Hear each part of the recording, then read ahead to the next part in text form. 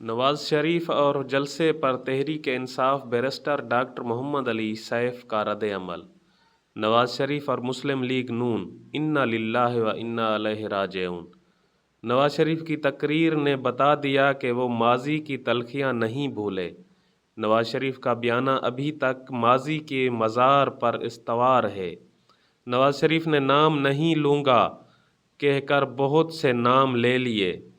نواز شریف نے انتقام نہ لینے کا کہہ کر بہت کچھ کہہ دیا۔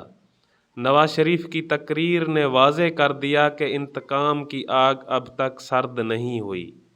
نواز شریف ڈیل کے سائے میں لیڈر تو نہیں، البتہ پاور ڈیلر ضرور بن گئے ہیں۔ سارا ٹبر کئی بار اقتدار کرنے کے بعد قوم کو پھر لوٹنے نکل پڑے ہیں۔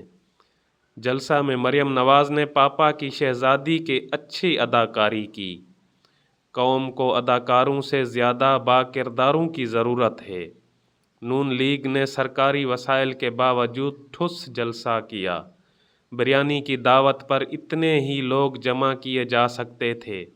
اتنے افراد تو تحریک انصاف ایک ہی حلقے سے جمع کر لیتی ہے۔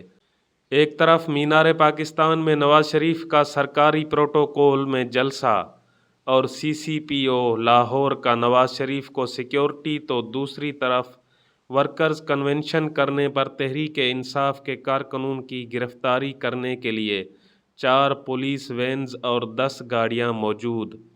ایڈوکیٹ سلمان شاہد کے مطابق پولیس اب تک 200 کارکنوں کو گرفتار کر چکی ہے، جبکہ دوسری جانب پولیس نے کوریج کرنے والے کیمروں کو توڑ دیا۔